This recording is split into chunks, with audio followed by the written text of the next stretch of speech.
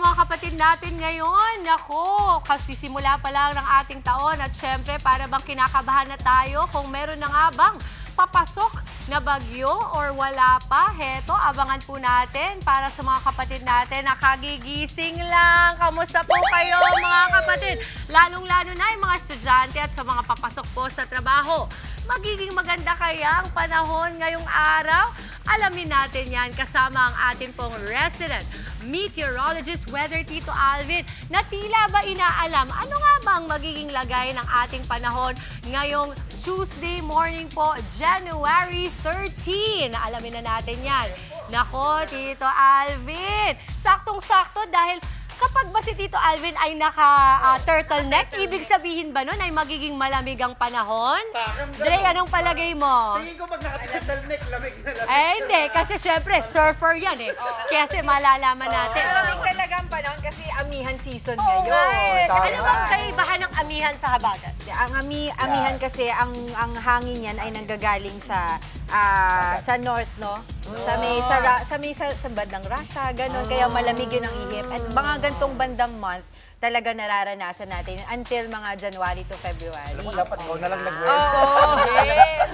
Siyempre, iba rin talaga po si Tito Diba Alvin. kasi siya yung weather Oo dito naman, natin, diba? Pero yun nga, ang nakakapagtaka dito, January, magkakaroon na tayo kaagad ng first bagyo.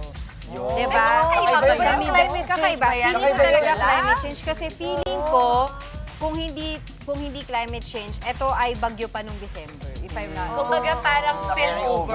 Oo. Pero since it's 2026 already, nandito na siya. Sa may bandang Mindanao. Sabi nga dyan, di ba, pangangabot pa nga daw ng 7 degrees Celsius sa mga norte, sa mga... Sabi? Sa Benguet? 7 degrees. Hoy, nako, malalaman natin kung may katotohanan yan. Siyempre, aalamin natin sa ating Okay na. resident meteorologist, Weather Tito Alvin, na laging may panahon para sa'yo, Tito Alvin. Check nga natin. Ayan, good morning Mami Dims at good morning mga kapatid. Ulat pa na muna po tayo ngayong araw ng Martes. Tama kayo dyan, Mami Dims, Kuya Andre at Angela. Malamig po ang panahon natin dahil pa rin sa ating amihan o Northeast Monsoon. Sa ngayon, wala pa naman tayong binabantayang bagyo pero meron tayong posibleng sama ng mga panahon na mabuo dito sa eastern section ng ating bansa. Ito pong easterlies ang nakaka-apekto ngayon sa Visayas, Mindanao. Ito namang Sheila ang nakaka-apekto dito sa areas ng Northern Luzon, particularly sa eastern section ito at nagpapatuloy nga magdala ng malamig na panahon. Ito pong ating amihan o Northeast Monsoon sa malaking bahagi ng Luzon. Kasama na po dyan ang Metro Manila. Sa ngayon nga, maliwalas po ang panahon natin sa Metro Manila at magpapatuloy yan sa mga susunod na araw at kung may mga pagulan tayo, ito yung mga isolated lamang na mga dagliang pagulan na nararanasan natin tuwing sumasapit ang hapon at gabi. Although meron tayong binabantayang sama ng panahon, wala po yung direktang epekto ngayon dito sa Metro Manila at ngayong linggo pa po.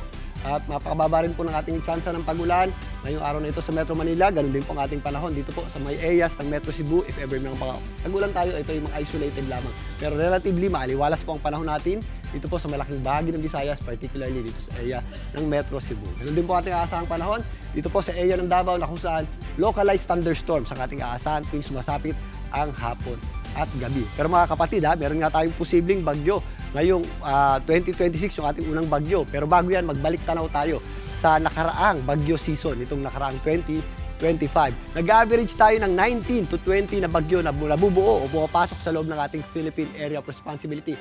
Nitong nakaraang taon, tumataginting na 23 na bagyo yung ating naranasan o yung ating na-experience dito po sa loob ng ating Philippine Area of Responsibility. Sa 23 na yan, 11 po ang naglandfall o tumama sa lupa. Sa 11 na yan, 6 po dyan ang tumama sa Luzon, particularly sa hilagang bahagi nito hanggang Central Luzon. At sa 6 na yan, meron tayong tumama dyan sa 3 sa Central Luzon. At after po niyan, 4 naman ang tumama sa Visayas o yan po yung ating unang landfall at nag-iisa ang tumama naman sa Mindanao. Yan po yung later part na natin. At dito po sa 23 na bagyo na yan, 2 po ang ating super typhoon dyan. Yan po ang Super Typhoon Nando at ang Super Typhoon Juan.